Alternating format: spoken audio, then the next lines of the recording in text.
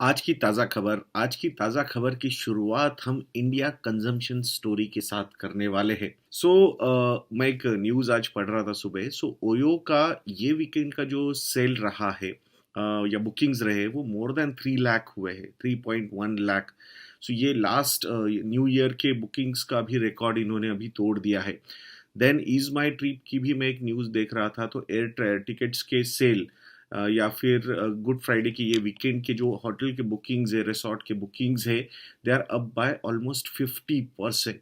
तो ये क्या दर्शा रहा है? अब मैं जब देख रहा हूँ, I have come to Lonavala, तो यहाँ पे मैं जो देख रहा हूँ चीज़ें, जो कंजम्पशन जिस तरीके से हो रहा है, या फिर लोग ट्रैवल कर रहे हैं, या फिर जिस तरीके से स्पेंडिंग बढ़ रही है, मुझे ऐसे लगता है we just don't want a new covid wave. बस बाकी सब चीज़ें कंजम्पशन में इंडिया में अच्छी तरीके से मैनेज की जा सकती है। Though inflation is a concern because of some global factors and some local factors also, जैसे कि पेट्रोल और डीजल के प्राइसेस जो बढ़े हैं, जो कम किए जा सकते हैं because the tax revenues have increase so much. That's the only concern currently we are having, और उसकी वजह से शायद इंटरेस्ट रेट हाइक्स वगैरह हो सकते हैं। But still I think consumption story जो है इंडिया की बहुत ज़्यादा स्ट्रांग है। अब फिर से एक बार यूएस मार्केट्स की तरफ जाते हैं। कल यूएस मार्केट्स जो थे 0.3% से लेके 2.1% तक नीचे आए थे। कोई ऐसा स्पेसिफिक रीज़न मुझे नहीं लगा। ब्रॉडर मार्केट जहाँ पे डाउ जोन्स हो या S&P 500 हो, उनका फॉल कम था कंपेयर टू नैस्डैक की अगर हम बात करते हैं। तो नैस्डैक मतलब एग्रेसिव इंडेक्स है, थोड़ा सा momentum driven growth oriented companies, tech companies वहाँ पे इंक्लूडेड है।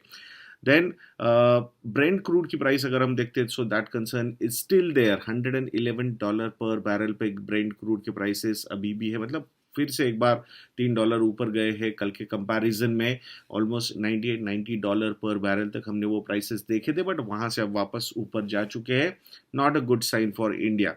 यूएस की 10 ईयर जिससे कील्ड अगेन मतलब रिसेंट हाई पे जा चुकी है, 2.83% पे यूएस की 10 ईयर जिससे यील्ड है।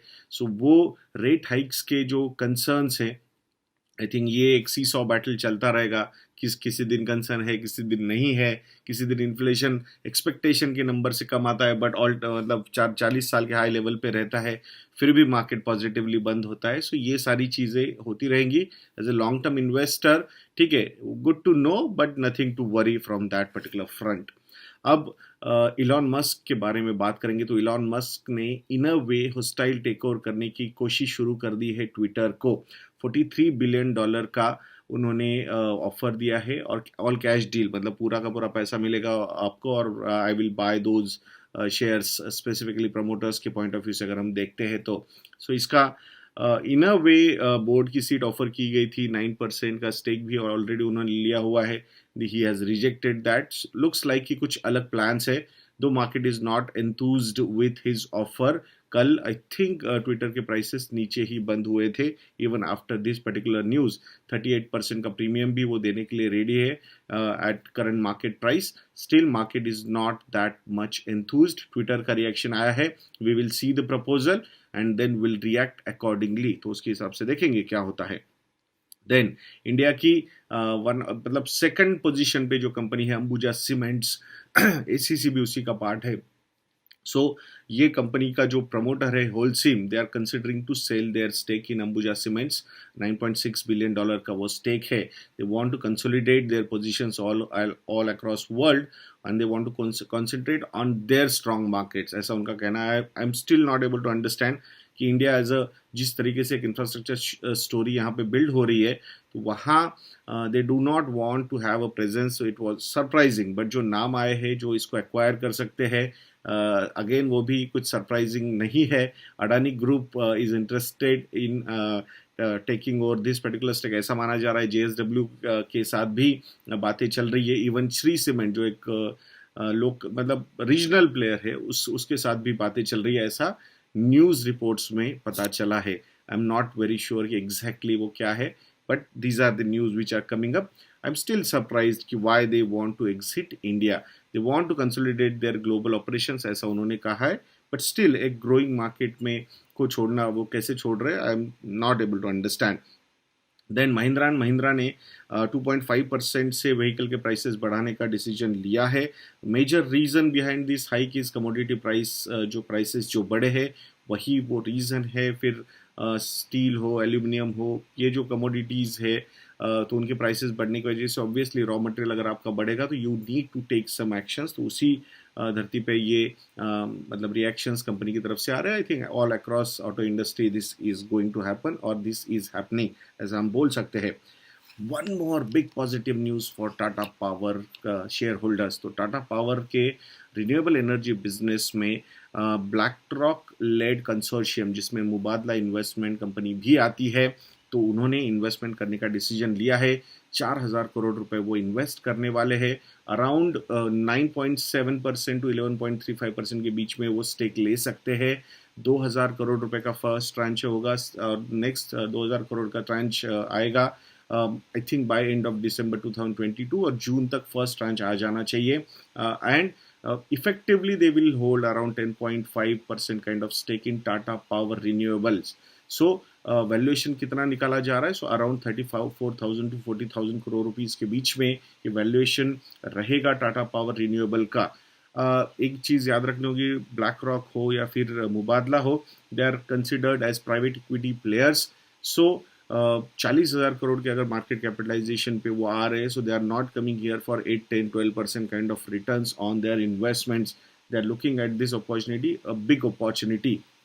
अब रिन्यूएबल एनर्जी की अगर हम बात करते हैं, गवर्नमेंट ऑफ इंडिया का जो टारगेट है 500 गीगावाट तक वो रिन्यूएबल एनर्जी लेके जाने का प्लान है गवर्नमेंट ऑफ इंडिया का in next 5 to 10 years। Currently it is at 150 gigawatts.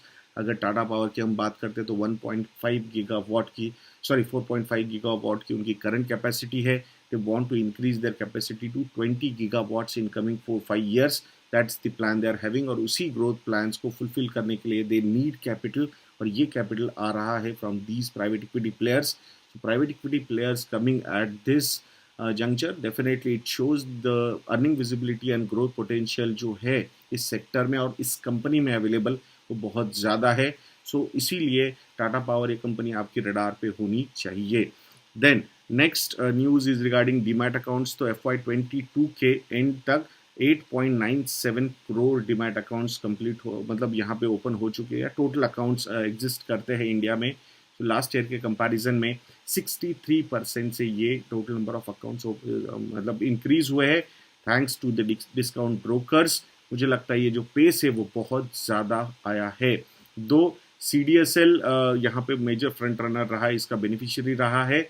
So from number of account CDSL is the beneficiary, but from AUMs under holding अगर हम बात करते हैं तो वहाँ पे NSDL अभी भी उससे काफ़ी बड़ा है, बट स्टिल नंबर बढ़ रहा है। So definitely it's a good sign and active players are increasing more and more in CDSL. So from that point of view CDSL एक ऐसा स्टॉक है जो आपकी रडार पे होना चाहिए। IMD का एक्सपेक्टेशन है इस साल का जो मानसून रहेगा वो नॉर्मल रहेगा। स्ट्रेट 4th ईयर में ये मानसून नॉर्मल होगा ऐसा IMD का कहना है। So it's a big positive अगर ये हो जाता है तो from that point of view also थोड़ा सा inflation, food related inflation control करने में काफ़ी मदद हो सकती है। टाटा न्यू ऐप सबको पता है अभी लॉन्च हुआ है, IPL के दौरान ही उन्होंने लॉन्च किया है 7 अप्रैल को। And total number of downloads जो है ऐप के वो अराउंड 22 लाख है। एंड कंपनी का जो फोकस है वो फाइनेंशियल सर्विसेज पे भी आने वाले समय में होना चाहिए, जिसमें माइक्रो फाइनेंसिंग आएगा, माइक्रो इंश्योरेंस आएगा, BNPL भी आने वाला है। प्लस मिस्टर एन चंद्रा जी ने बोला है कि it's not only about Tata products only, Tata brands only, हम बाकी के बाहर के ब्रांड्स के साथ भी टाइप करके उन प्रोडक्ट्स को हमारे ऐप पे अवेलेबल करवाने के लिए डिस्कशंस कर रहे हैं। So it means a full fledged kind of super app वहाँ पे डेवलप हो रहा है। It's a good thing. Let's see, let's wait for some more time, क्या क्या फीडबैक्स आते हैं उसके हिसाब से हम देखेंगे। FDI का नंबर जो है FY23 में $100 बिलियन हो सकता है। कितना?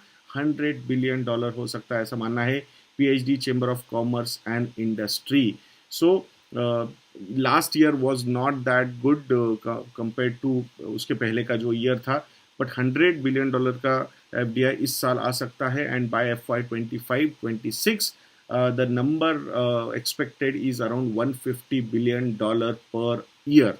सो लेट्स सी, आई थिंक मैं हमेशा जैसे बोलता हूँ आपको, FIIs FPIs वर्सेस FDI अगर हम देखते हैं तो FPIs is like an affair, FDI, FI is like an affair and FDI foreign direct investment is like a marriage. तो ये लॉन्ग टर्म कमिटमेंट वाला पैसा आता है.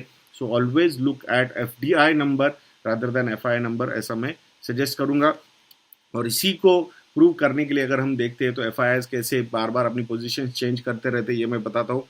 FIIs का जो एलोकेशन है at the end of FY22, oil and gas sector में ये 2% से बढ़ा है एट 13.2%. पावर सेक्टर में ये जो रेट मतलब टोटल स्टेक बढ़ा है FPIs का वो 4.4% पे है. सो 1.8% से वो बढ़ा है compare to last year. And IT sector का जो एलोकेशन है FPIs का वो है 14.7%, वो भी 1% से बढ़ा है. तो घटा कहाँ है एलोकेशन? सबसे ज़्यादा एलोकेशन यहाँ पे घटा है वो है banking and financial services sector. 29.1% पे ये एलोकेशन अभी करंटली है, दो सबसे ज़्यादा है. But still allocation has gone down by 4.3% compare to last financial year. So obviously most liquid stocks होते हैं बैंकिंग एंड फाइनेंशियल सर्विसेज के, तो वहाँ से एग्जिट लेना फॉरेन पोर्टफोलियो इन्वेस्टर्स के लिए आसान जाता है. And that's what we are seeing over here. Compare to last year 4.3% से ये स्टेक कम हुआ है banking and financial services industry में. HUL is ready for another round of hikes. April में शायद और एक रेट मतलब उनके प्रोडक्ट के प्राइसेस वो बढ़ा सकते हैं. Reason thanks to inflation. जिस तरीके से raw material cost WPI inflation को हम देख रहे हैं तो वो इफेक्ट डेफिनेटली इस पे होगा and that's what will bother us. तो यहाँ पे FMCG प्रोडक्ट्स के प्राइसेस आने वाले समय में बढ़ सकते हैं. सो आई थिंक ऑलमोस्ट जितने इंपॉर्टेंट न्यूज़ थे मैंने यहाँ पे कवर किए हैं. दो मतलब वीडियो 15 मिनट का नहीं हुआ है. So I try to control it beyond because markets भी बंद है तो ज़्यादा न्यूज़ फ्लो अवेलेबल नहीं है. बट इट्स गुड, ये जो परंपरा है हमारी न्यूज़ की, मैं आपको अपडेट देता हूँ, एनालिसिस समझाने की कोशिश करता हूँ. I think it should continue. That's the major objective behind this video. Next video तक के लिए मुझे दोस्तों जय हिंद.